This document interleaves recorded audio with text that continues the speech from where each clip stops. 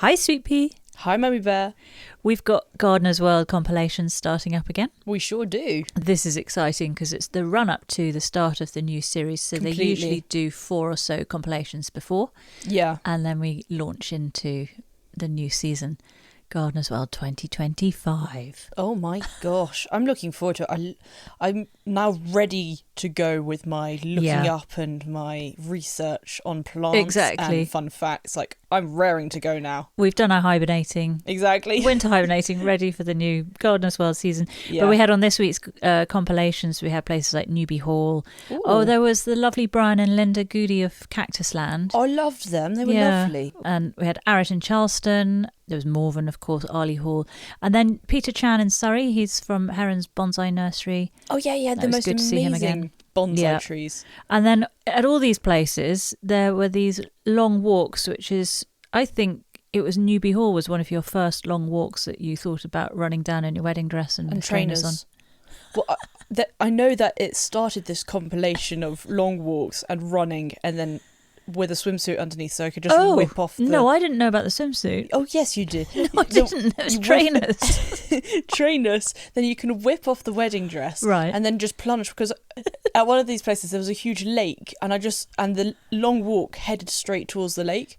So I just saw myself whipping off the wedding dress and just doing a forward perfect swan dive. Because it is actually really dangerous to swim in a wedding dress. There have been brides who have died there's so much trying fabric. to do a photo opportunity in their wedding dress in a nearby lake. I shouldn't laugh, it's awful. And then they've drowned because the weight of the water in all the layers and layers of dress. But you're going to do like a Darcy impression from Pride and Prejudice, was it? Precisely. Look, we're talking far too much about other stuff. We must talk about our guest on this week's Good Old Chit-Chats. This is episode 25 and it's with the gorgeous Delia May West. Oh my gosh, she was so lovely. We had just the nicest chat with her, and also you just got taken to this beautiful, colourful, hazy summertime world. Yeah. And obviously her garden is gorgeous, if you can remember it from... I think it was episode 29. That's right, episode 29 last year. So we find out more about this incredible garden that she set up from scratch because, as is mentioned on Gardener's World, and we cover a bit more in this episode of Chit-Chats, it was a patch of farmer's land that she took over. I think it was half an acre. Yeah. And it's a difficult hill, slopey site, and how she and her family overcame the difficulties of this land, and also it was kind of a lot of rubble. It wasn't great. It was awful stuff. Soil to work with. Yeah, you couldn't put your spade in it. Yeah, exactly. So we hear about how they handled that and transformed it into just the most beautiful, beautiful patch of garden that you've seen. It was just a great chat. However, at the end, I finally found out that she couldn't see me throughout the whole call. This was funny. So we chatted for about 2.5, 3 hours, I think. Yeah, it was a really long podcast. And also, I've got to say this. Delia said she doesn't really do a lot of talking. She doesn't like talking a lot. And then at the end established that actually she's quite good at talking. She's very good at talking. Because we all got very carried away. But there was 3 of us fully engaged in the conversation. Yeah. But then at the end, it turned out she could only see me. So as far as she was concerned... It was... I have no idea what You were just a happened. voice off to one side. There must have been a malfunction with the video call because... Obviously, it's just audio. She could hear me, but she couldn't see me. So this random ghostly voice would just come out of nowhere and go, 5 ornamentals, please. And this must have been so creepy. Anyway, we hear about, as I say, how Delia set up the garden. We hear about her city of chickens. Yes. How she overcame her rat problem. Exactly.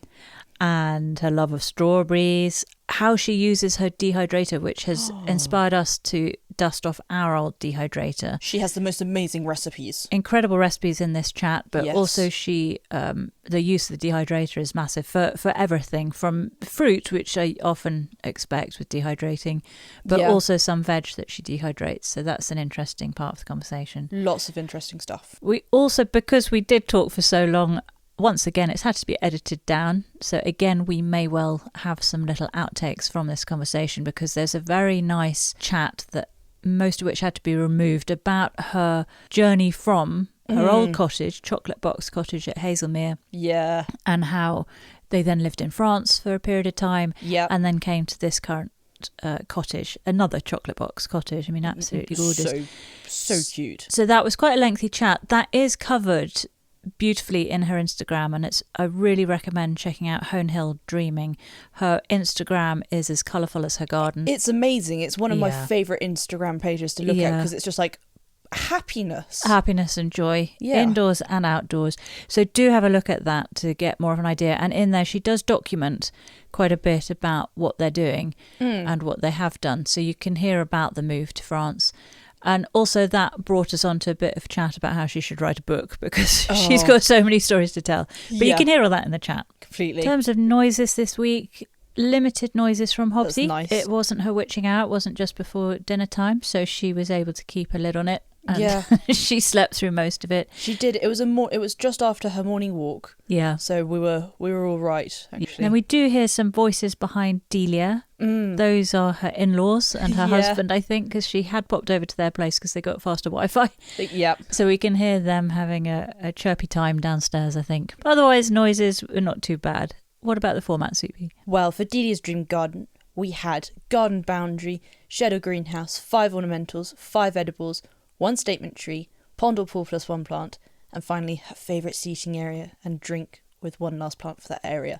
And as always, we will be putting links to any recommendations from our guests. Delia made a few, so we've got that on our website, not just at garden.co.uk. If you go to the gardens page. Yeah, with all the cute little markers on the map. And there'll also be a link to Delia's Instagram page on there as well. Yeah. And if you want to get in touch about anything that we've chatted about, or you've got any comments you want to make, hopefully top tips, maybe. Nice ones, top tips, then do get in touch. You can do that through the website, or you can email us on notjustagarden@outlook.com. Exactly. So I think we've chatted far too much. I think so. So this is episode 25, a good old chit-chat with Delia.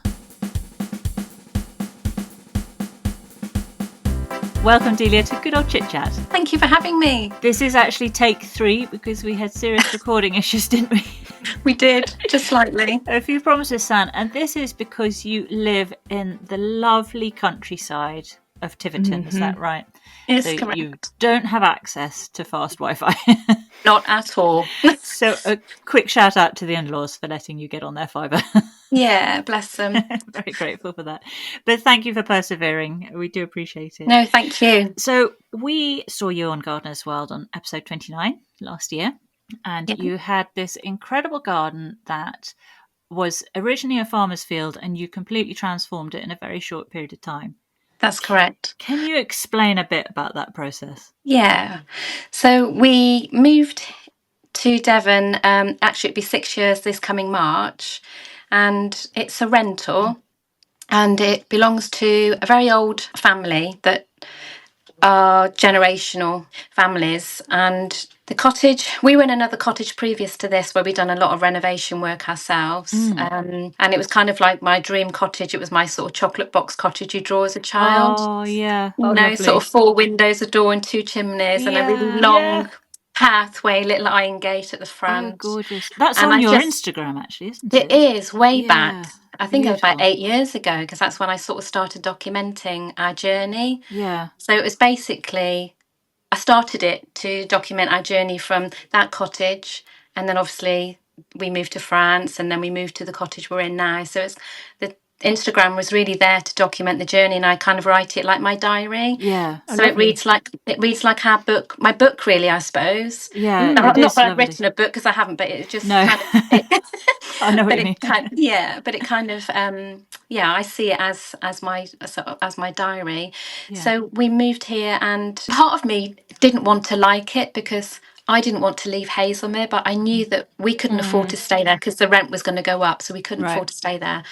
But when we drove up, you drive up through the sort of the woods, and then you sort of come to this clearing, and then the cottage was there on the sort of right-hand side. And it wasn't until we sort of walked in and I looked around and I could see the potential. And then when we walked up 2 flights of stairs to the attic bedroom, oh my goodness, it was all black beams, wooden beams, and there was this little arch window almost sitting on the floor. Those. And it had the most amazing ambience up there. It was so quiet. It was just so still. And I just I sort of looked out the window and all I could see were just all these fields. And then when we stepped outside, my heart plummeted because I thought, oh my God, there's no garden. There was just a gate that opened out onto this vast field. And I thought, my God, I've got 2 greyhounds, I've got my chickens, I've got my vegetables. What on earth am I going to do? Where's it all going to go? So basically, I said, is there any possibility we can have some of this land to create a garden? And Arthur said, who was a tenant farmer, yes, you can have that bit of land, he said, because it's so stony, it's so hilly, you won't be able to do much with it, just have it. So how much space, how much garden did you ask for? I think it's about 1/4 of an acre. 1/4 of an acre, and you weren't tempted to go, right, well, we'll just have all of that. Yeah. No, because it was like, the field is like, oh my God, it must be about 7 acres. Yeah. Has to be bigger. It just goes on and on and on. It goes sort of down to the valley. I think we were just so grateful to have been given that opportunity and to be able to say, we didn't want to be greedy. Yeah. Yeah. Now on hindsight, we would love to have a bit more. Yeah. But is that an option going forward? No, it isn't. No, sadly not. But to be honest, this garden we've got now takes up so much time. Yeah. And I was kind of thinking, my head just goes in all these different directions of what we could do and what we can, what we could create over there. And but actually, on hindsight, I think really we have enough. We're not getting any younger. We have enough for what we're doing. So when you acquired this little bit of land, you said it was a lot of stones. It'd been used kind of as a rubbish tip. It was actually a sheep grazing field. Oh, okay. So there'd never been a garden there at all. It had just been used for sheep. But it's on a slope, and it literally slopes up and then slopes around. So if you've seen our chicken area, it looks like it's been built on somebody it's been drunk, because it literally just tilts. Wait, so the actual chicken hutch is tilting? Oh gosh, yeah. Oh, brilliant. That's so reassuring to hear, because everything in our garden tilts. Honestly, it has been the hardest part of land to work on, because you can't just put a fork or a spade in. You can't, because you just hit stone as soon as you put it in. But we've never had any diggers in there. We have literally dug it all out. So every area, we've dug it all out by hand. And my poor husband, bless him.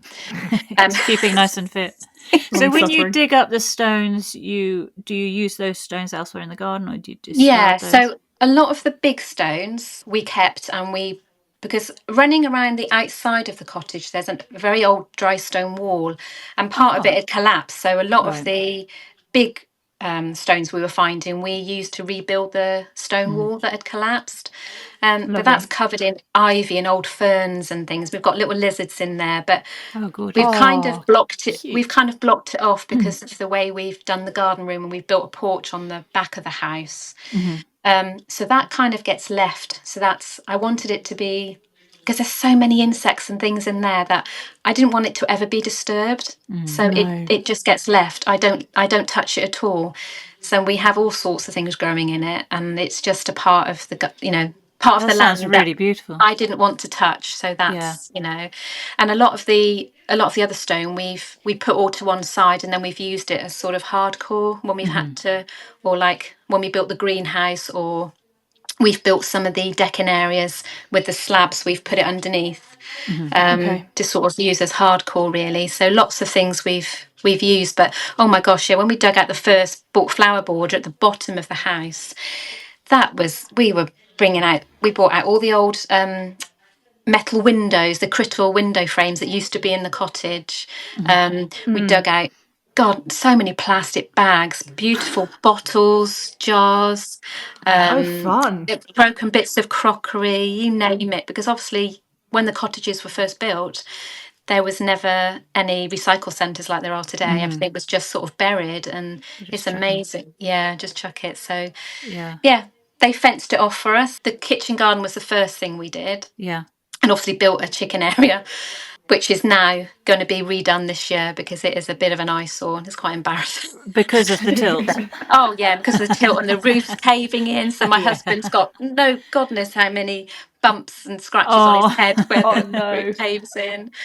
And as I've got more and more chickens, we've expanded it more and more. It's like a maze. So yeah, it just needs to come down. And I actually rehomed one of my cockerels and 2 hens last weekend, which was a bit sad. But so I'm just down to 2 cockerels now and quite a few girls. How many hens do you have? 11, I think it is now, and 2 cockerels. So I have How many eggs are you getting 2 flocks. Currently, only 3 because I have expats and then I have what I call my posh chickens. So, and I made the mistake actually of having posh chickens when I first moved up here, because a local farmer who became a very good friend of ours said to me, "Oh, you can have one of my cockerels," because we lost our cockerel. And then he said, "You can have 2 hens." So I picked 2 hens, and I've always had expats. And this was a real new education for me, because expats are the most beautiful hens and you can pick them up. They've got the most gorgeous characters. They follow me around the garden. They love a cuddle, don't they? They do, and they can follow me around the garden and they're no problem whatsoever. I mean, I used to have to keep Milo out because Milo was my greyhound we lost last August. And likes a chicken. Oh, yeah. Anything that he could chase. Yeah. They're bred for. So yeah, and he did have the back end of one of my hens, bless her, Giselle, and she was a big brat. He didn't kill her or anything. She just squealed and made a noise, and he was like, "Whoa!" When you say he had the back end, he didn't. Oh, just pulled her tail feathers. Oh, okay. Oh yeah, sorry. He had a chicken walking around with no butt. No, sorry. No, sorry. No butt cheeks. So anyways, we had some hens that obviously wanted to be a mummy, so I ended up hatching, which is the most beautiful thing to experience. I can imagine. But then you end up with more hens than you really need, and then you end up with more cockerels than you actually need, and then it becomes a city of hens, and a city of hens with a class system by the sounds of it, with your posh ones and your expats. There's a hierarchy. So the plan is to whittle them down slowly and just have my expats. But I have the most beautiful big Spangled Orpington Gracie, who's blind, and she lives with she lives with another hen now that can't walk. She's got deformed feet, bless her. So I have like a disabled area. And yeah, their own parking. But are those the posh ones? Yeah, they're the nice. They are. Yeah, 2 health problems. Yeah. But I'm a big softie. Anything that's got an issue, I will take on board and look after it and nurture it. Yeah. But back to the garden. So when you dug up all the stones and things, did you have to work the soil? Or we did. We did. We have to work it all. Unfortunately, we can't do the no dig method here because it is literally a stone plateau, and you have to literally take everything out because there's nothing to work with. It's just stone. Once that's out, then you can work with it, and then you can add. So then we added more soil and stuff to it. So we've used a lot of manure to bulk up the beds, but also to add more nutrients. And obviously there would have been stuff in there because of the sheep. It's always been a sheep grazing field, but it's not been easy. It's been really difficult. Like I say, you can't just put a spade in. It's literally got to be worked, unfortunately. So I couldn't. So a lot of you want to be as eco-friendly and as nurturing to the land as possible, but unfortunately some areas you can't. But I mean, now I don't dig those beds because you've got them all sorted. Got more sorted. So I'm hoping that over time everything will sort of work its way back to a good level again. I've got a little trowel and I would just pull the weeds out, but I don't actually go and dig into those beds. Those beds have been dug and that's they'll stay now. I obviously have to dig a hole if I want to put something in, but I'm not actually disturbing the soil or the earth at all. I literally just it's just a little pull out the weeds and that kind of thing. So but we started off with sections, and because when you've got a blank canvas like that, which I've never ever had a garden before like this. I've always I had a little town garden before, but that was for the boys when they were growing up. I grew a few vegetables and things, and I did have an allotment for a little while. And then obviously up at Hazelmere, it was so vast you couldn't really make a garden as such, and because it wasn't ours. So to come here and have this blank canvas was just the most exciting thing ever. But when you suddenly have this twisting slope of grass, you think, oh my God, what on earth? Where do I start? And it can be really daunting. But I said, right, we're going to start in one corner there, then we'll start in another corner, and then another corner, and then another corner, and then we'll do the middle section, and eventually it will all come into one. Yeah. So that's what we did, and that's how we've kind of done it. Yeah, because it could be quite overwhelming. Yeah, segments at a time. When you built in all your paths and steps and things like that, did you have an idea in your mind of the overall layout of it? And so this will be kind of a beds here, but we definitely want a path that meanders here. So you knew all that from the outset? Kind of. I kind of knew, like, when we first saw the first cottage and that had that pathway, right, a really long pathway, I could just visualize it with all flowers and things going all the way up to the door of the cottage. So when we moved here, that was kind of what I wanted. I always wanted a sweeping pathway that could have flowers that guided you all the way up, you know? Yeah. Lovely. Yeah. So I knew I wanted that. But that didn't come until I think it was 2 years ago. The pathway? Yeah, the pathway didn't come. No, they were kind of like not the last thing we put in, but they were sort of only recent. We've only sort of put those in the last 2 years. Oh, that's very interesting. It's also reassuring because it shows you don't actually have to have that initial sort of vision of how it's all going to be. You can add those things later. Definitely, because I think if you've got a square plot of land, I think it's a lot easier to see it as a whole. But when you've got a space that isn't square or is different, isn't flat, different gradients, and it isn't flat, and that you can't actually see it all, I think it's a lot harder. So I think, much harder. I think for us, I knew I wanted a sun terrace at the top of the garden because that is the main place where you just look over the valley, you look over the fields, and you get the sun as soon as it comes up to the time it goes down. Well, that's nice. Yeah, and I knew I wanted a bench up there. I could see myself sitting on a bench up there with my martini and just looking over the valley, you know, looking at the cows and the sheep and just listen, you know, just being quiet and just taking everything in. I knew, so that was the first focus. Then I knew I wanted an orchard. So my tiny little orchard with my 5 fruit trees. I love that you said if you have 5 trees, that constitutes an orchard. I thought, when we started counting up our fruit trees, going, okay, could we say we've got an orchard? An orchard sounds really romantic, doesn't it? And you think, oh my gosh, they must have a lot of money to have an orchard. Exactly. But no, we don't. It's tiny. I think, Sweet Pea, we can claim an orchard because we've got a self-seeded cherry tree. Yes. So that will give us our 5th tree. Exactly. There you go.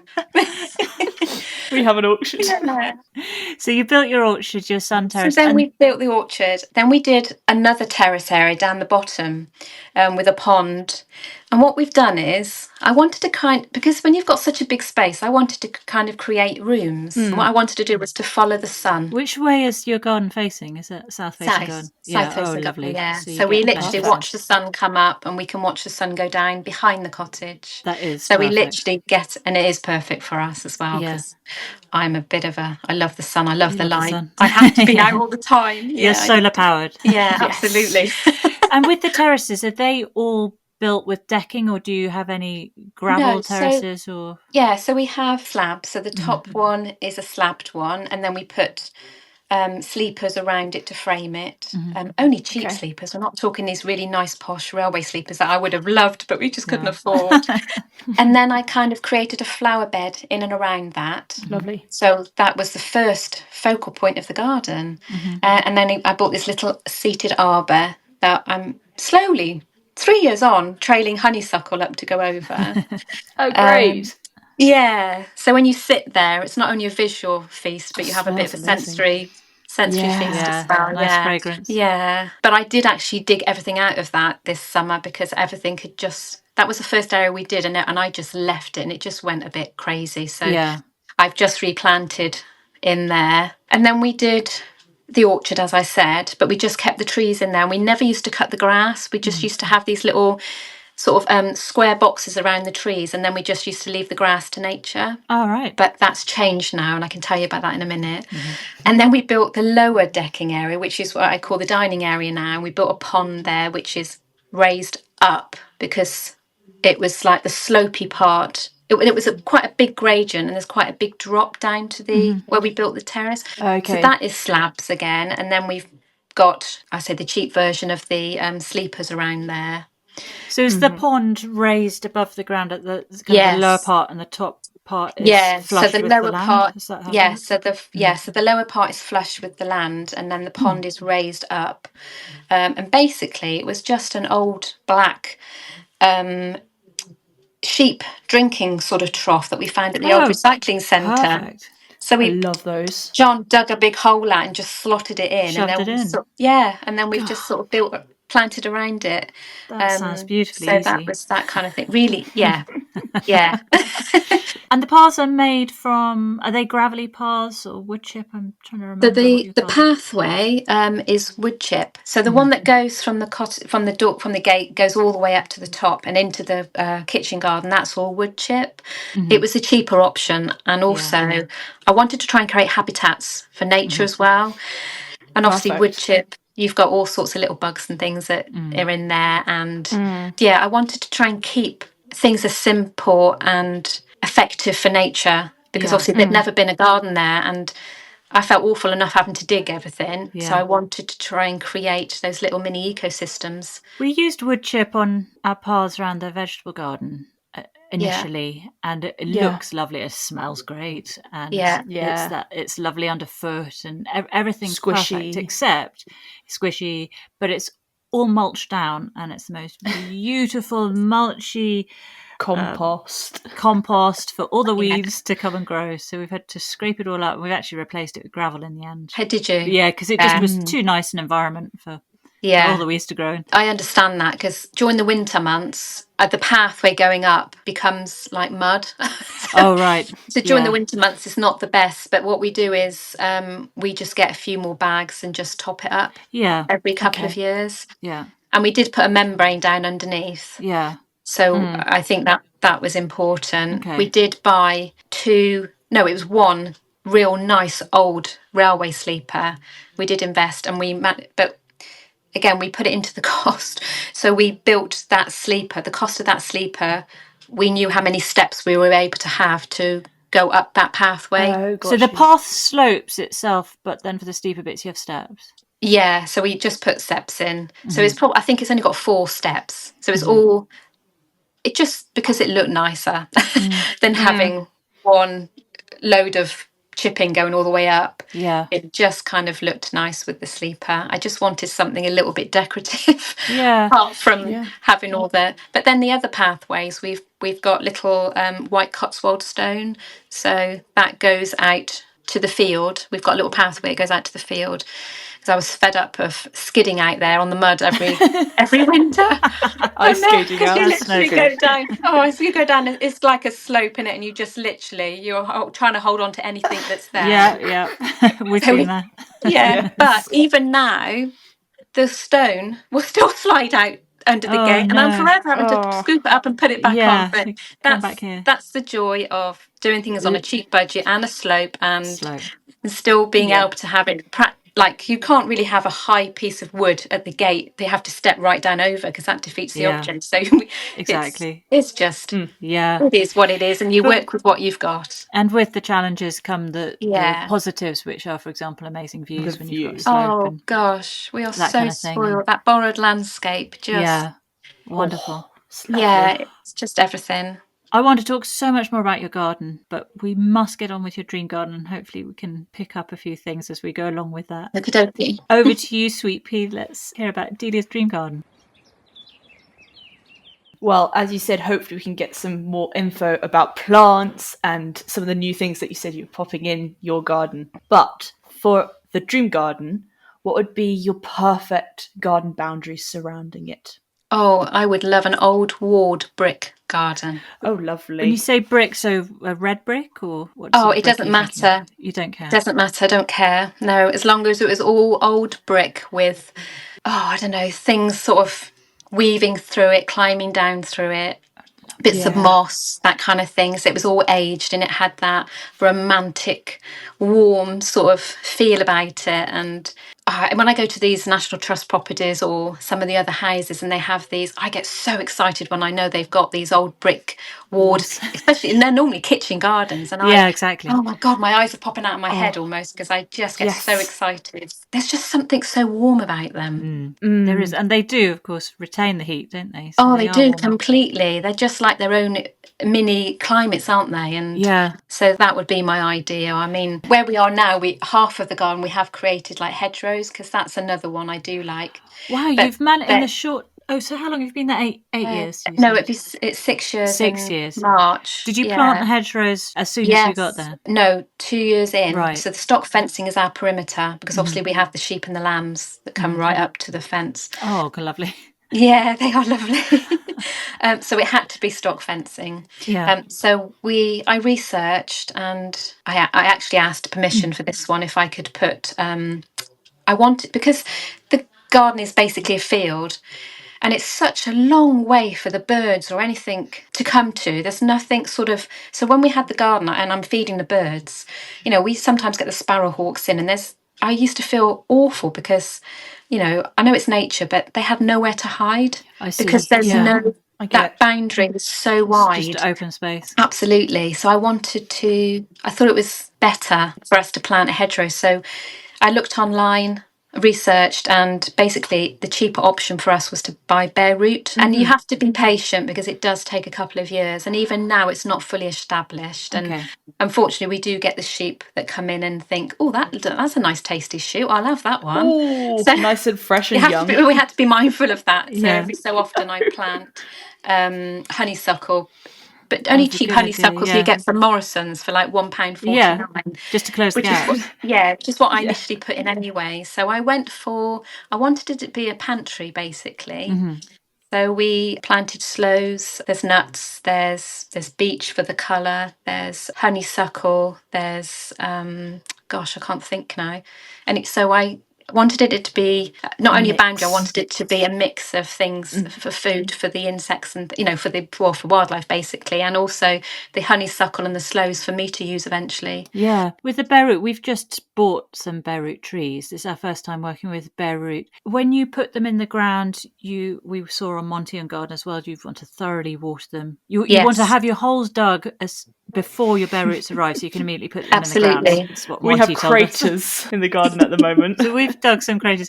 But did you dig the whole perimeter of your garden ready for these bare roots to go in, or did you just dig the individual holes? No, we actually we put them in buckets of water as soon as they arrived. I drew a plan of where I wanted them to be, so we took them all out of the wrappers. I laid them out in the garden. It was a windy day, and some of those names went flying off. Oh no. So then we lost them. So you lost the name tags. Yeah. So it is what it is. So it's not as regimented as I kind of wanted it That's to be. nice. So you got some sloes together, some beeches too near together. Yeah. So it but it doesn't matter. I kind of think it's more natural. That was how it was meant to be. It's more nice natural. To be yeah. So that day we were digging the holes, filling it with, putting water in, and then putting the bare root in. Okay. And so we were doing it as we were going on, because we had 2 dogs then, and they would have had great fun digging in those holes if we'd have done all that prior to. That's such a good point. So you didn't do a ditch, you did the individual holes. We did the individual holes because we kind of did a trench almost, I suppose. Okay. And then obviously put them in, and then we put fertilizer in as well.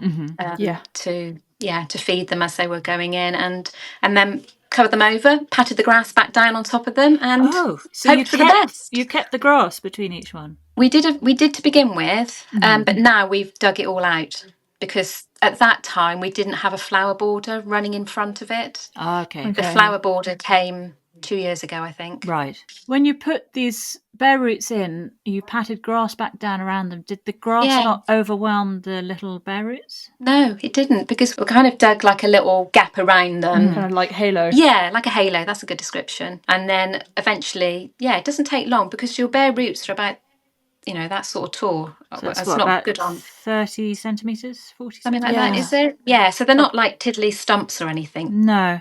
Okay. How high would you say your wall's going to be? Oh, I don't want it too high that it stops the sun from coming in. And the views. Or the light. No, the views. So I'm not very good on heights. Is Widths, it going to be sizes. taller than you or Taller than halfway me, up about the same height as I am, and I think I'm about 5'5". Perfect, 5'5". So, which is 5'5".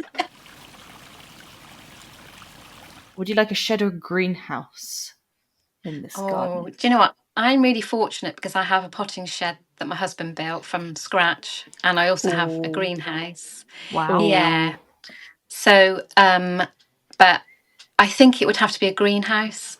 Greenhouse. Because Okey-dokey. you can do everything in a greenhouse. You can. Sheds are too dark for starting things off. Although mine is quite posh, really, I suppose, because it does have a great big window in there. Yeah. But I posh would. one. Well, it's a potting shed, so you've always got the best of both worlds, haven't you? Yeah, but I think a greenhouse is great because you can do your potting up in there. You can grow things in there. You can sit in there. It can become a little garden room. You know, you get the heat in there. Even on a cold winter's day, I can sit in mine, and I've got the sun in there. You know, if it's a sunny day, it's actually warm in there. Little conservatory. Yeah, absolutely. Yeah. So What I think size? a greenhouse. What size would your greenhouse be? Gosh. Kew Gardens or? Oh wow! Could you imagine having one that big?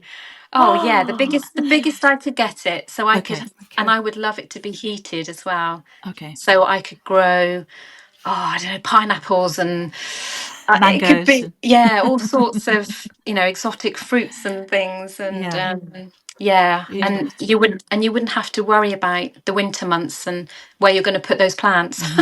They're always safe.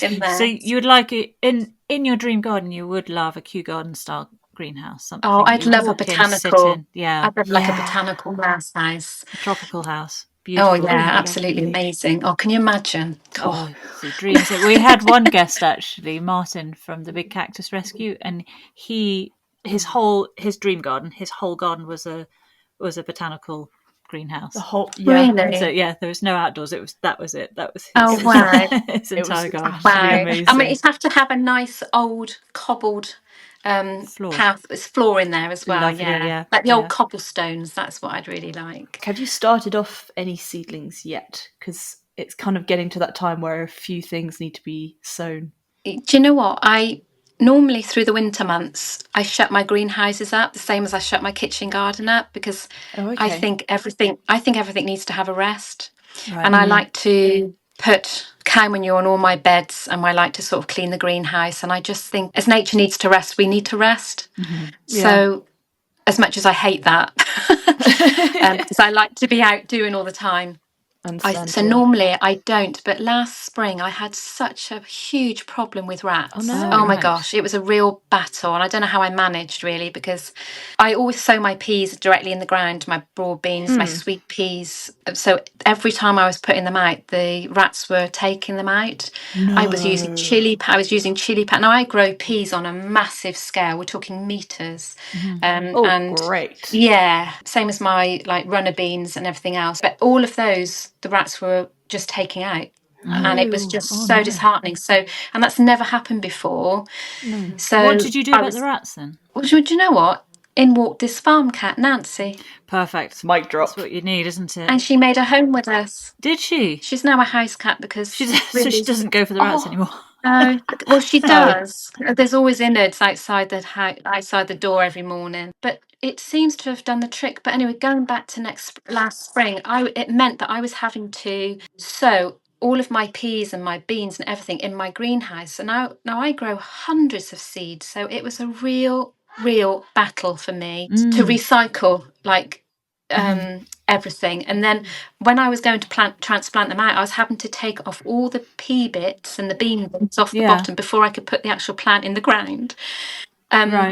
Because the rats would still take that out, you see, even though it had seeded, there were still those kernels on the bottom. Oh, yes. So going back to this, so your question in the winter, normally my greenhouses are shut up, but I always grow, this is my top tip, for years, I've always grown Baxter's Marrowfat peas from the supermarket. You buy in a box. And basically you put them in water and then I think they come back out. I have grown those for years. They're the only peas I grow, and you don't need to pre-soak them. I literally just I put all my canes in the ground, and then I put 5 peas around my canes, and then I go through my canes and I do rows. And then I would net them from the pigeons, and then they would grow and they produce the most amazing peas. So this winter I thought, right, I wonder if I could grow those through the winter months. So in November, I planted some in some trays, and up they've popped, and they're about that big.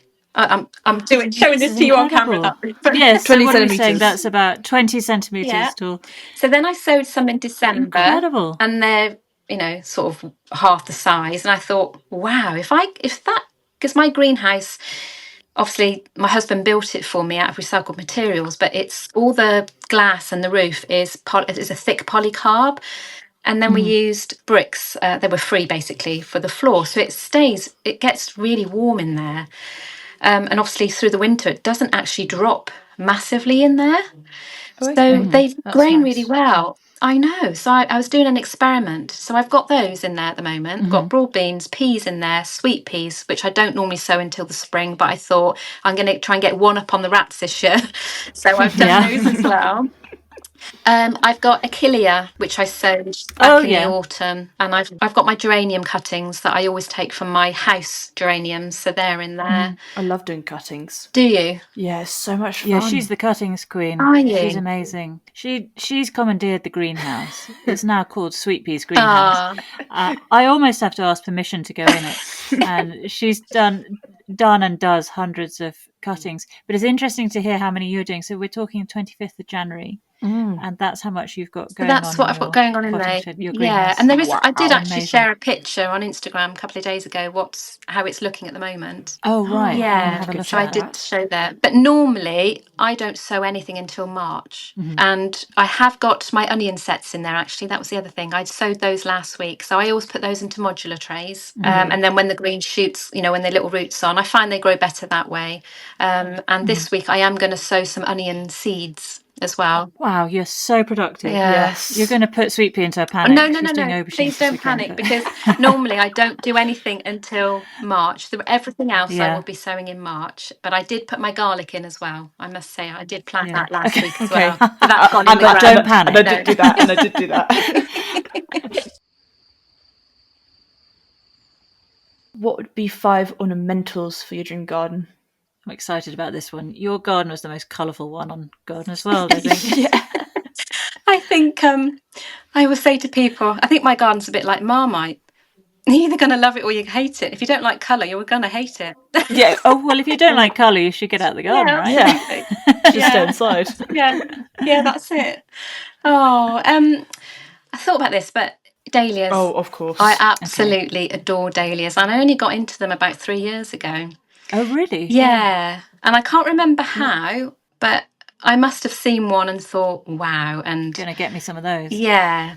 And I've just, I just absolutely love them. The colours, the textures, they're so intricately made, and they just blow me away. They're just true art forms. That's how I see them. And to see the bees on them and the moths even and things, I just absolutely love them. It blows me away as well that nature has produced something so incredible. I mean, when you look at, they're not necessarily my favourite ones, but I'm in awe of pom-pom dahlias. Yeah. Like I can stare at them for ages because the uniformity of those petals, the perfection of it, the artistry of it is created by nature. Yeah. It is. It's mind-blowing, isn't it? Yeah, because I don't have many of the pom-pom ones. I have ordered a couple this year, and I think I grew one last year just to see what it was going to be like. Yeah. And like you said, they are mesmerising. I mean, they're no good for pollinators because they're just basically a decorative flower. We have a lot of bees and hoverflies, which are great pollinators, are often sort of wedged in. They like to kind of sleeping or... I think that's what I said on Gardener's World, because my dahlias, a lot of the bees at night time go to sleep on them. They tuck themselves up inside. Oh, yes. Right. It's like little sleeping pillows. you know. Yeah. And I love that. But I just know dahlias for me are just they're like my supermodels, I say, of my summer garden. Yeah, because they I are. That's a good literally way of have describing them them. mass planted on the one side of the on one side of the sweeping hill pathway. That is just my dahlias, and I just get so excited every day when I walk out and seeing what's come to join the party. I sort of say, Yeah. because Of course. and every colour goes. I don't care. Some people might say, well, that colour doesn't go with that. I don't care. Just whack it all in together and just see, We're see like how you. it We're throwing it becomes. all Oh, in. I love it because it becomes. I think I look at my garden now as like my artist canvas, because I can't paint or draw. Well, I suppose I can draw a little bit, but not But you're clearly artistic with the way you do your interiors and your sort of vintage things that you make and do. You're definitely artistic. Yeah. Also on garden as well, you mentioned your favourite ones, which I think were those sort of quite They're thin the leaf. the cactus ones. Cactus ones. I absolutely love the cactus ones and the semi-cactus, and you can get like star ones, and they're just so different, and I just like the spider forms of them. They're quite delicate, aren't they? Really So they're delicate. not You as think blousy no, as they're some of the not, others. and they really stand out amongst the others. So if you could only choose one dahlia, is that what it would be? Oh, it would be the cactus one. Yeah, they're just amazing, and I think anybody should have a dahlia in their garden. Yeah, even if it's just one. Yeah, because that one will lead to another one, and then another one, and another one. But with so many varieties, there is something for everyone. Oh, they don't look like the same flower. You wouldn't know they were all dahlias necessarily. No, you wouldn't. You wouldn't. There's a mass variety of them, and I think there's something. There's got to be one that will touch your heart like they touch mine. Yeah, exactly. I'm trying out this year actually the Bishop's Children ones. They're kind of like bright orange or red single, so you can see the centre and the stamen, and then they've got these kind of chocolatey-ish leaves. Oh, and it's really lovely. Those are lovely. I've got some similar to that, but they're short. The actual plant is short, so they need to sort of be at the front of the border, or sort of the edge of the border. But the leaves are gorgeous. Yeah, it's a statement in itself. But what would be some other ornamentals for this garden? What would be for others? Okay, well, geums. I like those. And I think I have maybe 6 different ones so far. Yeah. But they just sparkle. They flower for such a long time. Do they? What's their season? Because the thing about dahlias is they're a nice late season, aren't they? They are. Late into the summer. Yeah, and these will start in the spring. Perfect. And then they'll come back again in the summer. And I think I had some last year into October. So really long season. Yeah, but obviously you have to cut them down, and then they'll you cut the actual flower stem down, and then they'll flower again. I've got some really long ones. I'm trying to think what they're called. Maybe Lady Stratham, and they have got like Totally Tangerine. That is a gorgeous one. Yes, isn't that beautiful? Stunning. And they really and they really do. When you've got them mixed in with your borders, they stand, because they have got long stems, and they're just like stars. They just sparkle to me. Yeah, beautiful. So is that the one you would choose? Is Totally Tangerine? Oh, Totally Tangerine. Yeah, it's a great pollinator one as well. They are. And I've got some really. There's I wish I could remember the name of them. I've got some really pretty little pink ones. Like peachy with sort of bits of orange through them, but I can't remember off the top of my head. It might come to me in a minute, and I might suddenly shout, that one! Yeah. At the moment, I can't think. Just throw it in there. Yeah. We'll be talking about ponds. Where do you generally get your seeds from? Or just a variety of places? Yeah, just a variety of places. So I do online. There's a company called Premier Seeds that do a lot of seeds. Like you can have like 1,000 seeds or 2,500 seeds for like £2.50. And when you're on a budget, it's finding those companies, isn't it? Those ones. There is a brand as well, and you can get seeds for like 99p. Wow. They're in a lot of shops. Yeah, I'll have to let you know. I can't remember off the top of my head. Yeah, let me know and I'll include it in our website. Oh, I've got a very good local nursery to me. Have you? It's called Cove Garden Nursery. It's in Tiverton in Devon. So is that where you get a lot of your plants from then? So I have got a lot of plants from there, because they do 5 plants for like £10. Whoa! Yeah, I know. So when I sort of started off, And even now, I will still, if I'm digging out another borders and things, I will go there, and they are small, but they will then produce, obviously take a couple of years, and then they get bigger and bigger, and then you can split and divide them. And the other place, which people don't even think about, is Morrison's. Really? Our local Morrison's has a garden shop, and they do cottage garden plants, and you can sometimes get 2 for £3, or they're £2.50, or they're £3. And you can get all your cottage garden plants there. Mm-hmm. So if you're on a really tight budget, which, I've had to do this on a really tight budget, even fruit bushes, they do them, and like honeysuckles for under £3. Amazing. Yeah. I don't know if each Morrison's is the same, but ours, does that. So all my like my honeysuckles, my raspberry bushes and all those, I think I haven't paid any more than £2. Yeah, incredible. So, really cheap. Then what would be 3 others?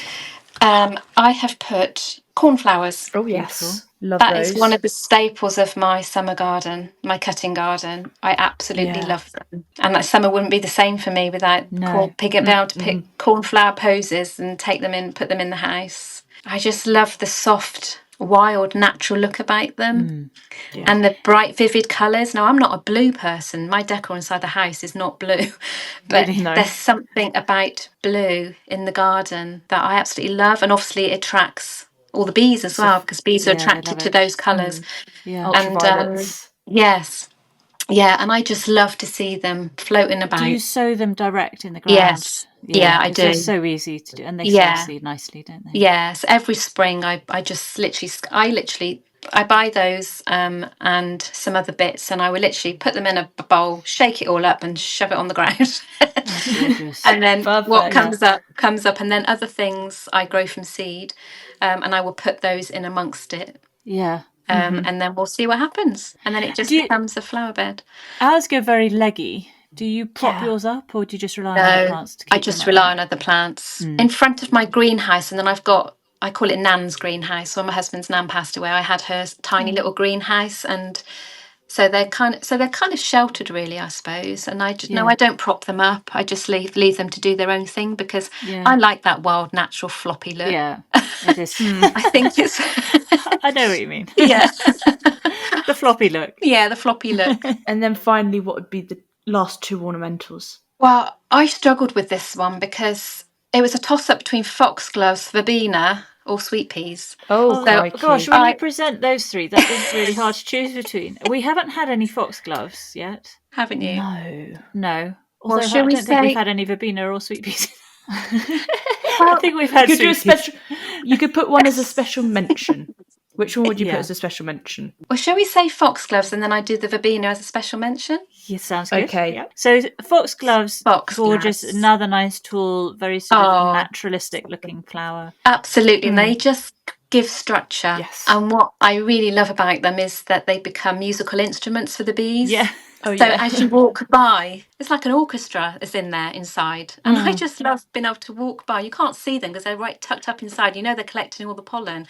But they create music. Is there a cuter image than the opening of a foxglove flower and a bumblebutt inside it? Oh, absolutely. I love it. Absolutely love it. Just nestled in perfectly. Yeah. And you see them backing out sometimes because they can't turn around.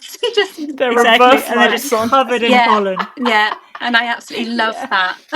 And what I also love about them is that they just self-seed as well. Yeah. So you never know when they're going to come up. So that's really exciting, because that's nature's. It really is. Because to me, that's nature having a hand in the garden alongside myself. Yeah, exactly. And you're not forcing anything. No, it's not. Just doing its thing. Yeah. But I did start off 2 years ago. I got apricot seeds. So I've been planting those. So every autumn I plant. So in the summer, I sow the seed, and then in the autumn I plant them out where I want to go. But the wild pink ones, I sowed those, and they're the ones that just pop up wherever they want to. And they can grow up in the most inconvenient of places sometimes. But I leave them. I like that because I think that's where you want to be. That's where you want to be. And if I have to push past you, I can push past you. I'm completely on the same page. We would love our foxgloves to spread more. We've got a little patch, and I'm hoping that we'll self-seed this year. And we've got some that we did indoors as well, which we'll try and put out. I'm going to try and pot those up. Oh, yeah, that would be nice this weekend. Exactly. I have, I started off, because in front of my potting shed, there was a big space of land that was just impossible to turn or to do anything with, and it's so stony, so slopey. So we skimmed the top layer of grass off, and we sort of forked little holes in it, and then I got a load of wild seed, individual seed that I wanted to put in there, and then we shoved it all on the top, and then we put a thin layer of compost over the top, and we left it. And every year now it gets full. Oxeye daisies have just taken over. Oh, lovely. I had cowslips come up. The foxgloves are starting to come. They were beautiful last year in there. But every year it's different. Poppies didn't do well in there for some reason. But I'm going to actually this year put a load of my cornflowers in there because I don't do that normally. And I thought that might be interesting to see if they come up. So every year is different because you sow different seeds, or is it after the first year, has it just been self-seeding? It's just been self-seeding. I just wanted to leave it and see what happened to it. Great idea. So when things go to seed, because I've had a lot of things that have just come that I didn't really realise. So whether the birds have dropped things or what, I'm not quite sure. So then I do pull off the seed, and I did, sometimes I throw it on. I did last year. When Milo passed away, I was absolutely devastated, and I needed a project, and I became like a mad woman. I started digging out the orchard.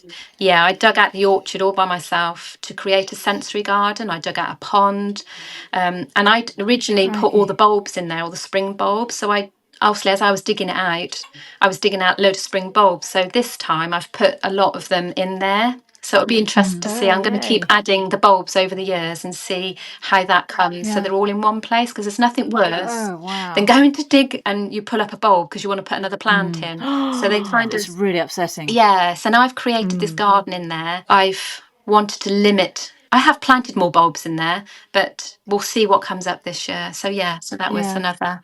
So really watch this space on your Instagram page. It's all changing. It's all different. How exciting. Yeah. So then your Verbena bonariensis is your honourable mention. Oh, yes. I love it. Yeah. And the bees love it. It's the best thing ever. It is the best thing ever. And again, it's another thing I just let run wild, really. It self-seeds. I did plant it in amongst my dahlias because it gives the most beautiful structure to the dahlias as well. When it's going up the pathway, it creates this real floating wonderland, really. That's a good idea amongst the dahlias. Yeah. I'd like that in ours. I've just managed to get some going as well this year, so have you? Crossed. Oh, great news. Oh, well done. Well done. I think once you've got it, you should always have it, because if you let it dry and seed, self-seed, I mean, the wind will take it, and again, you'll have it places that you might not want it, but it's just... Oh, happy with all I want that. it everywhere. Just to see the bees and the butterflies sitting on, there is nothing nicer than just... and it just wafts, and it's just graceful and lovely and floaty and just beautiful. I love it. And then the last one I think you said was sweet peas, and of course, those are perfect. Yeah, I think takes you back to childhood, doesn't it? Sweet peas. I think if you've only got a balcony or a bucket or something, you can grow some sweet peas anywhere. So if you haven't got a garden space, I think sweet peas are one of those things that you can always grow. How do you grow yours? Up like an obelisk? Yes, I grow I grow mine up canes, basically. Although last year I had to put them in these great big metal bins because of the rats, but this year I'm determined to have them back in my canes. So my obelisks. Those rats. Yeah, and I do have them. They're not only in the kitchen garden, I have them sort of at the bottom of my garden in pots. And at the moment, we're making a courtyard garden right outside the house. So I'm going to have sweet peas. Wow. Yeah, we've just managed. My husband's been bringing home 100 free bricks for the past few months from work. And we've just taken up all the decking, which is hence why I fractured my bone in my foot. Yes, of course. So we haven't mentioned that you broke your foot not so long ago, and now sort of hopping along with a boot. Stupid mistake, because my husband took away the decking, and when I went into the garden room to water the plants in there, I opened the door, stepped out, forgot the decking wasn't there anymore, and my right foot hit the floor and my left foot hit what used to be a flower bed. And just rolled over, and I resulted in another fracture, but never mind. Another one. But you still keep yourself very busy and productive. Oh, God, despite only having one usable foot. Absolutely. Yeah, you do, don't you? So, very impressive. Yeah. So I'm going to have sweet peas down there in pots and things and some. Yeah. So I think sweet peas are one of those things that it's a childhood memory, isn't it? It's that scent. It's that scent of summer, and I think we all remember picking little bunches or going to the WI and buying a little bunch of flowers from there. Or they were just a summer staple, aren't they? Now then, what would be 5 edibles that you'd have in your dream garden? Okay, so strawberries. Yep. I absolutely blooming love strawberries. I love your strawberries. In pots or in beds? No, they're in a great big long 6-foot border. 6 foot? 6 meters. 6 meters. Which is bigger, meters or foot? Meters. Meters. Definitely meters. So yeah, 6 meters. And so that's a decent sized bed. It is it's a big bed. And my husband built me a frame with some net to go over them last year to stop the pigeons. Not that we get many, but they do pick the odd one. Yeah. But for me, again, they're that summer taste. And I love to make my jam, so I sort of I have some in my breakfast. Yes, of course. I might pick the odd one or two and shove them in my mouth when I'm picking them. And then I put them in the freezer. Yeah. And then it's got to, isn't it? Because, again, we used to go strawberry picking when we were children. And I think we ate more than we put in the containers. One for the bowl, one for me. Absolutely. Yeah, love them.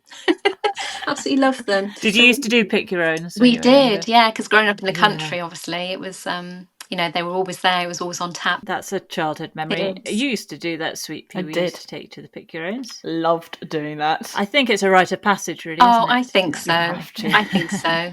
Yeah, and now it seems to be pumpkin, doesn't it? You go and pick a pumpkin. Oh, yeah, that's true. We haven't done that. Yeah. The strawberries. So I make my jam in August or September, and then I save it for the winter months. Oh, and then I can open a jar, and that's my taste of summer in a jar, and it just transports me back. So that's strawberries. Yeah.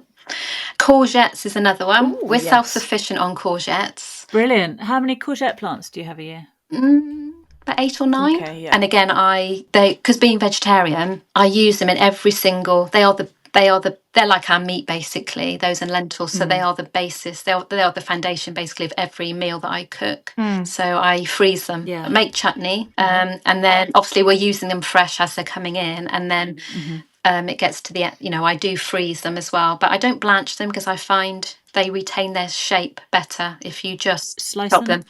Some I slice. Others I cube. So, like, if I'm making lasagna, I like to slice them. If I'm making chili and curries, yummy. So chili, I will cube them, and things like that. So, yeah. And then do you have enough frozen to keep you going throughout the winter as well? God, yeah. We're completely self-sufficient. Brilliant. Yeah. It's where we're trying to get. We had a complete and utter failure with our courgettes this year. We never had such failure. I don't know what went wrong. We put them in a different bed. Yeah. It could be not enough sunlight. Could have been planted too close together. Not enough sun. We got probably about 3 courgettes from about 10 plants. Really? And when we say courgettes, they were tiny. They do like light. They were growing. We were getting a lot of courgettes coming, and then they would just wither and drop before they got bigger than about an inch, a few centimetres. So they were being pollinated, were they? You were getting the fruit. Yeah, I mean, we had a huge amount of male flowers. Yeah. We were pollinating the female flowers with cotton buds. We had lots of pollinators around them. I think because they were behind our pumpkin patch, which was very high. And also the soil we dug a pond, so it was a lot of clay soil underneath. Yeah. But we had put a lot of decent compost on top. Anyway, we're going for it this year. Yeah, we are. Because we want to be like you. We want to be self-sufficient throughout the year, be able to freeze a whole load. Yeah. Because we eat them all the time. We eat them probably daily. We put them in smoothies every day. Oh, wow. Yeah, all those veg. We're trying to get as self-sufficient as possible from our veggie garden. Yeah. So we could just gorge on lovely, colourful vegetables, really. Yeah, which is what my goal has been. And we're sufficient on many things now, but but I don't think you're ever 100%. I think you need, no matter how big your space is, it's very hard to judge how much you actually use. And I've given up growing main crop potatoes now because you need such an almighty big space to produce the amount of potatoes you eat per family for that year. So I just do new potatoes now because that's a real delicacy.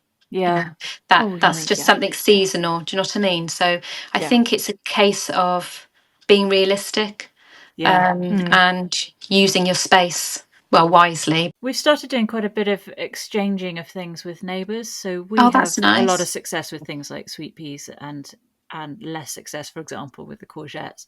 Yeah. So we would give...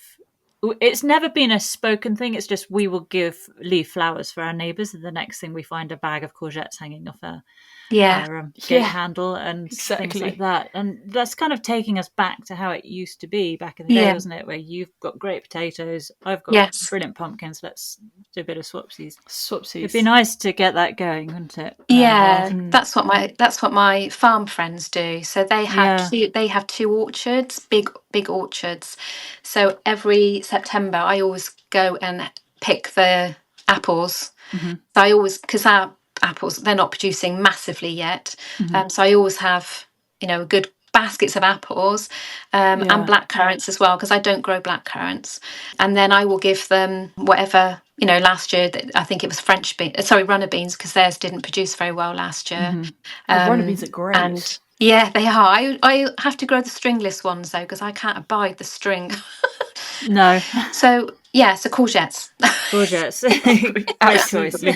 Yeah. What are the other ones that you had? Well, it was apples, which we've just sort of talked about a little bit, isn't it? Yeah. And again, on Gardener's World, you were coring them and then you were dehydrating them. Yeah, so I dehydrate them. Yeah, because they're such a nice snack throughout the year, really. When you dehydrate them, how long will they then last in a jar? They last for a couple of years. Oh, seriously? Yeah, seriously. Wow. Yeah, I also do it with courgettes and my chilies. Yeah. Wait, so do you eat the courgettes like crisps? No, so with the courgettes, I will put them to stew. So when I make stews and casseroles, I add the dried courgettes to that, because the water will rehydrate them. Yeah, so it's just another way. So if your freezer's full, it's just another way of preserving. Yeah, what a great idea! And they just go in a jar. Yeah, and you can pick up a dehydrator. I mean, I picked mine up for like £25, but that was a few years ago. But you don't have to have these super duper big branded ones. They all do exactly the same thing. So and I dry my chilies in them as well. So I start those off in the greenhouse, and then I put them in the dehydrator, the same as I do my chamomile and calendula. I put all that in the dehydrator. So I make tea, so that's like herbal teas and things. It's an amazing little thing. But there's other ways, to sort of preserve. Oh, that's the apples, isn't it? But the apples are lovely because they're really sweet. They keep their flavour. They keep just all the sugar. Sweet. Yeah, they do. Yeah, that's lovely. So that's your fourth one. Is the apple? That was the fourth one. That's the third one. Is that the third one? Okay. Yes. Okay. Wild garlic. Do you have that in your garden? I don't, but I have it up the lane. Yeah. Wild garlic's beautiful. I imagine you have some amazing recipes that you use your wild garlic for. I've got my own recipes. Yeah. What do you do with it? So I make my own wild garlic infused salt, which is so easy. How do you do that? So I basically Sweet Pea's face. She loves all food talk. I do. I love cooking. So wild garlic, you want to pick it when it's early in the morning, so it's nice and fresh. Still perhaps a little bit of dew on it, but you've got that intense smell then. Yeah. And I basically pick loads of it, but from different spots, so I'm not leaving a bare spot. And then I take it home. I pop it in a bowl. I wash it so I get any of the insects off, and then I shake it dry and I put it onto some kitchen roll or whatever you've got just to pat it dry. And then I do actually put that into my dehydrator. Okay. So I dry it. Yeah. And then I will then get a pink Himalayan salt, which is, coarse grained. And then into a jar, I add, I'm afraid I don't measure anything. I just do it by eye. So literally take a few handfuls of the wild garlic with a couple of handfuls of salt. I suppose I do. So if you've got a jar, 3/4 full of salt, and then maybe 3 or 4 handfuls of the wild garlic, because obviously when it dries, it grows down really small. And what you want to do is cut it up so it's small, and then you mix it in your salt, and for about 6 months keep shaking it, and then you'll have the most beautiful infused sweet salt that's got that garlic taste to it. And you have to be patient with it because it does take a little while, but I sprinkle it on little crispy potatoes, which I parboil first, and sprinkle it on, and it just gives that nice sweet sort of garlic taste, and it's lovely. So when it comes out of the dehydrator, is it just like crisps. Yes, it's just like leafy crisps. So you can basically. Could you crunch that up and put that straight on your food as a? Of course you can. Garnish? Yeah, of course you can. Oh, yummy! We and it will got last to dehydrate stuff. And it will last in a jar as well for a good 12 months. Amazing. But I do use a lot of that. Another recipe of mine is I make wild garlic and caramelised onion and cheese scones. Oh, I'm salivating now.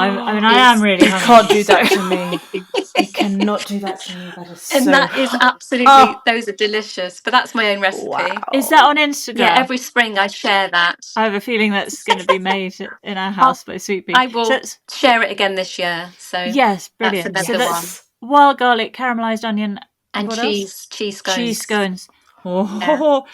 And then I really like the sound of that. You've got the sweet and you've got the savoury, and they are just beautiful. Really are. Oh goodness me! Yeah. So I do those. Beautiful. So that's another one. Wild garlic. Well, what would be the final edible one? Okay, and the other one was herbs, because I love to use them in my cooking, but also chives is a favourite. Chives, yeah. Because I make my chive blossom vinegar. Okay. And I love that. And that's not my recipe. So basically, you know when the chives, if you let them flower, they're like alliums, aren't they? They've got the most beautiful purple heads, which the bees absolutely love. Yes, they do. And if you just chop off some of the tops, shake them off into a jar, fill it with white wine vinegar, and then pack it with the heads, these purple allium heads. Sorry, the chive heads. It's got to be chives. Yeah. Put the lid on. It will be white. In a couple of days, it will turn pink. And every day, just shake it. And your vinegar will become pink. And it will become infused with onion flavour. And that is the most delicious. Chive flavour. And then what you do, after a week, just drain it. So your pink vinegar basically goes into a clean jar, and you've removed the onion heads. Yeah, the flower heads. And then I pop it into a bottle, store it in the fridge, and that is the most delicious salad dressing, or drizzle it over new potatoes, anything you want, basically. It's the most easiest thing to do, but it's magical. If you've got small children, you think, oh, that's white. And then you put these flowers in the jar, and then it becomes pink. And it remains pink after you've removed the flowers. It remains pink, and if you store it in the fridge, it will last for about 12 months if you store it in the fridge. Oh my goodness me. It's delicious. So herbs. And another thing I love to do with herbs is I love to pick them and put fresh in my cooking, but I also pick them, chop them really finely, put them into ice cube trays, and then I top them up with oil, put them in the freezer, and then when they're frozen, I pop them out and put them into freezer bags, and then you've got fresh herbs to use in your cooking all through the year. All year round. Yeah. Look at Sweet Pea's face. It's almost like the screen's frozen. It's just really easy. It's just different ways of preserving harvest. Do you know what I mean? And like basil. Just love this. There's nothing like, because I grow basil, and there's nothing like fresh basil. But what I do is I cheat. It's very hard to get it from seed. So I buy it in a supermarket, already in the packet. It's already got the roots on it. I split them, put them into compost, into pots, or actually I do them into these. I've got these big round pot things. And then you can pick it all through the summer, and it stays, and it grows big into bigger plants. So you've got like something like 20 plants for like £1.50. Oh, wow. I remember Frances on Gardener's World saying about, was it her saying about the supermarket bought basil is really stuffed in, so you can actually split it very easily and get a whole load of plants from it. I've done that for years. It's brilliant. Yeah, and they do parsley like it, and what's the other one? You do flat leaf parsley. You can do the same with that as well. With parsley as well. Yeah. Right. Ooh. Yeah. Okay. Although we don't have trouble growing parsley, it's become a bit of a weed for us after Sweet Pea filled an entire 4-metre veg bed of parsley. Yeah, that was a slight accident. Aww.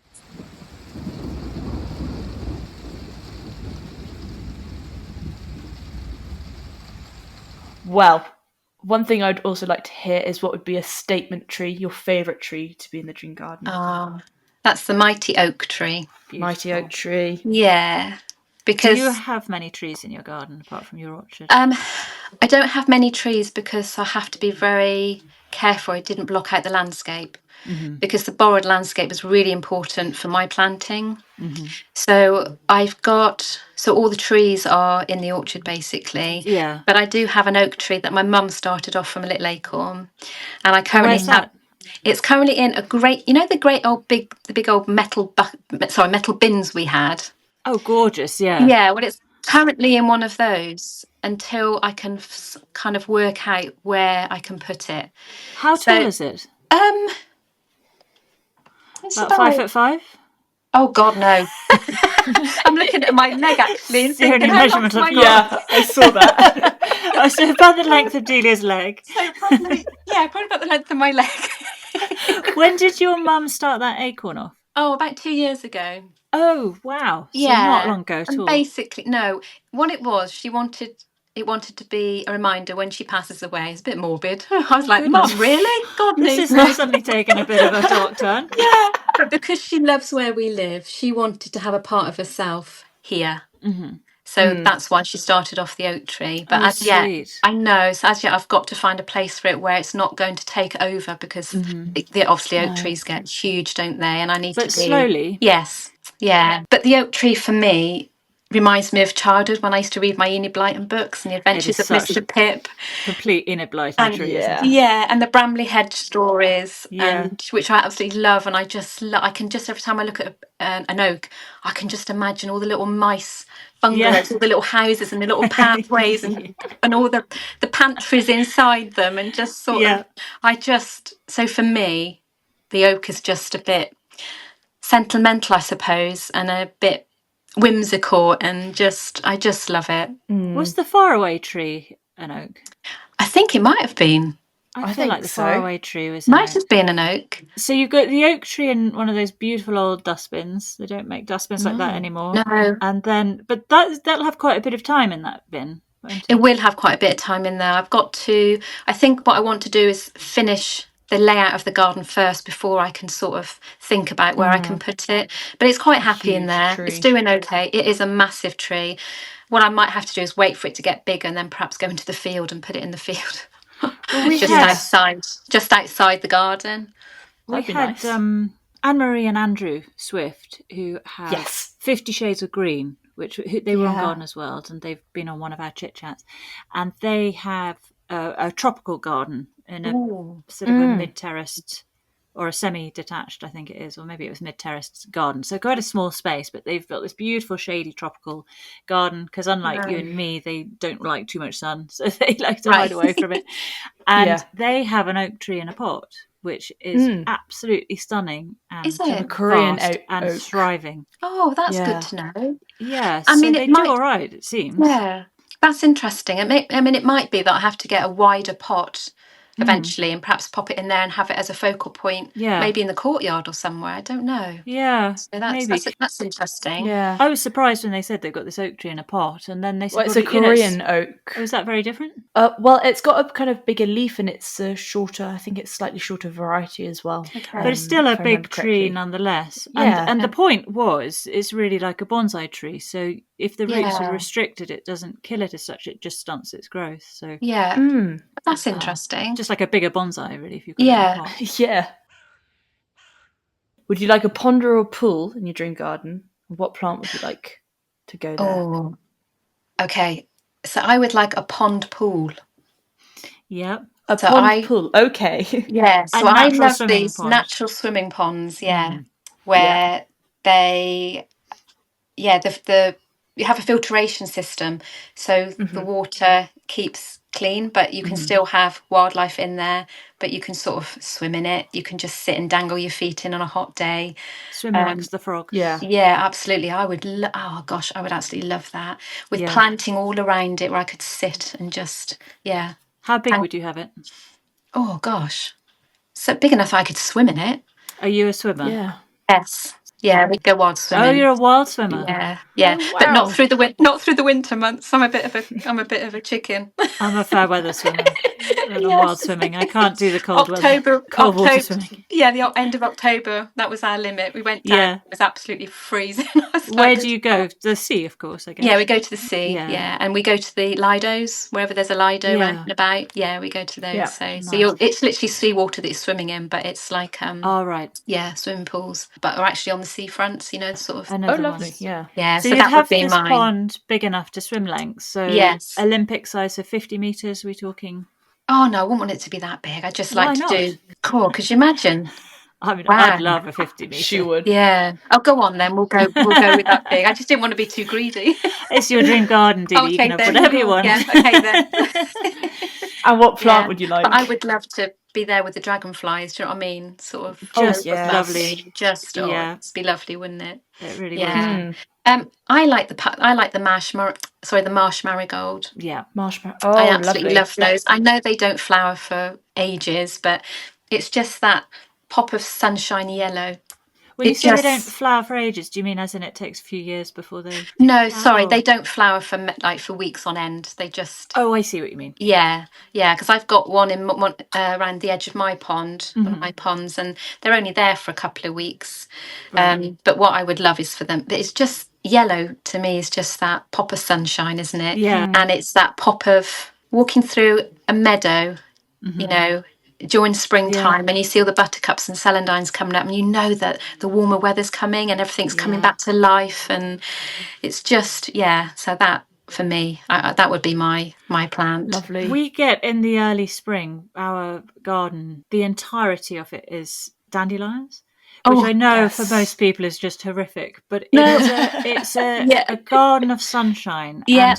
And I mow it, but I let the dandelions really flower before I then cut them all off, and then they come back again. And we look out on it, don't we, Sweet Pea? And it's just thriving, blazing with colour. Yeah, just almost fluorescent with it, and at that time it's of humming year, and buzzing, and it's full of life. It's fantastic. Teeming, obviously, and. Because dandelion's just one of the best plants for pollinators, aren't they? They are. Did you know they're part of the sunflower family? Yes, they're actually thinking about it because they're like kind of a lettucey thing. So it's kind of and lettuce is in the Asteraceae family. So oh my gosh, yes. So they're part of sunflowers, so they're our version of the French fields of sunflowers. Beautiful.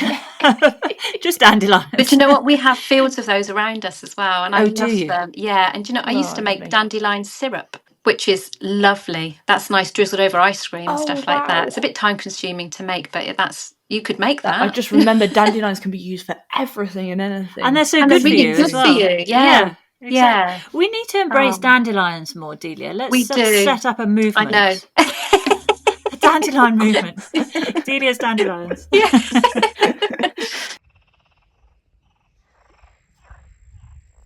Now, finally, to finish off the dream garden, what would be your favourite seating area to sit back in with your favourite drink and one last plant for that area? Okay, so I already have my ideal seating area, and it's in my garden. So it's sitting at the top of my garden, looking over the valley, looking over the fields. We've got 2 hares that are on the farm, and it's just lovely to watch them. They come into the field and they scamper past the perimeter of our fence. And then we've got the calves opposite us, the calves in the field opposite, and then we get the sheep or the lambs in the spring. And it is just the most, we've got the grasshoppers, and it's just... It's just like, I always say it's like nature's television. There's nothing better. Yes. And that is and listening to the birds or watching them come down to roost at night time, sitting up the top of my garden with a glass of Martini Rosso and lemonade in a nice tall glass. Wait, we said that way too fast. Martini what? Martini Rosso and lemonade. Martini Rosso and lemonade. I don't know my martinis. I know what that is. Yeah, it's a bit of a 70s drink, really. Of course.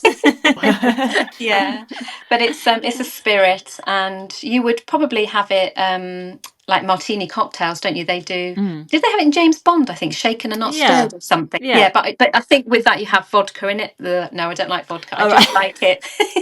So wait, Martini Rosso is the spirit. Is the spirit? Yeah. Right. So I suppose it's a bit like a mixer, I think. Yeah, but no vodka for me. I just like it in about that much, topped up with lemonade. I've got a lovely old 70s glass. It's orange and gold, and it's tall glass. And that's me. Just sit me there with the sun on me, or the sun. Do you have an olive in it or anything like that? No, nothing in it. It's just just that. Martini just as it Rosso is. And lemonade. And it's really refreshing. Lovely. Yeah. It sounds quite idyllic, your viewpoint there, with all the things, all the wildlife that not really wildlife, but some wildlife, some domesticated animals. But Yeah.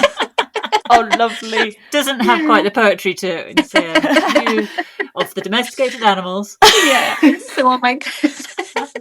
With all the wildlife that you can all see. the wildlife, yeah. That does Listen sound to lovely. the bees and the butterflies, and just I like that aesthetic. You know, that sort of floaty, whimsical, natural sort of just sit me in a field and I'd be quite happy. I know Mother Nature can be scary at times, but and we don't always have control over it, but some things we do, and you can just take a minute just to sit and absorb it all. It's just very important. Yeah, it's really important. Oh, completely. May I ask what your plant for this area is going to be? I don't know if I could have a plant. I think it would just be what's growing in the grass around me. So grass. Just the grass, yeah. Dandelions? I think with just dandelions, marigolds, clover, buttercups, celandines, anything that's just nature based, that I can just sit and just watch the bees hopping around and just That just natural. I was just sort of drifting off there, imagining it. Yeah. I was bring myself back in the room. I was like, hello. You have to come and visit me. Definitely please do come. I probably should tell you back your dream garden just so you have anything you didn't like about it. Okay. So your garden boundary, we had not too high a old brick wall, kind of with moss weaving vines through it, very warm and romantic. 5'5". Oh yeah, precisely, that's the height, 5'5". You possibly wanted some hedgerows as well. Then greenhouse, the biggest, Kew Gardens, with heating, botanical kind of look to it, cobbled old floor with Baxter peas in there that you can grow away. Your 5 ornamentals, we had dahlias, the cactus ones, GMs, totally tangerine, cornflowers, foxgloves, sweet peas, special mention to Verbena bonariensis. 5 edibles, we had strawberries, courgettes, apples, wild garlic, herbs, chives, all of them, love them. Yeah. Then you had the mighty oak as your statement tree. Then you wanted a natural swimming pool, 50 metres long, so that you can do your Olympic back and forth. And marsh marigolds in there with frogs, dragonflies, everything. And then finally, you had your idyllic seating area on the top of your garden, looking over the valley and the animals, insects, listening to the bees and the birds, with a martini rosso and lemonade, 70s glass, orange and gold, with the sun and whatever is growing around you. And that is your garden. Sounds wonderful. Absolutely beautiful. I'm going to drift away into your dream garden now. Me too. I've already drifted away. Yeah. Well, thank you very much. It's been a good old chit-chat with Delia. No, thank you so much for having me. I've really enjoyed it. I've never done a podcast before, so it's been lovely. Thank you.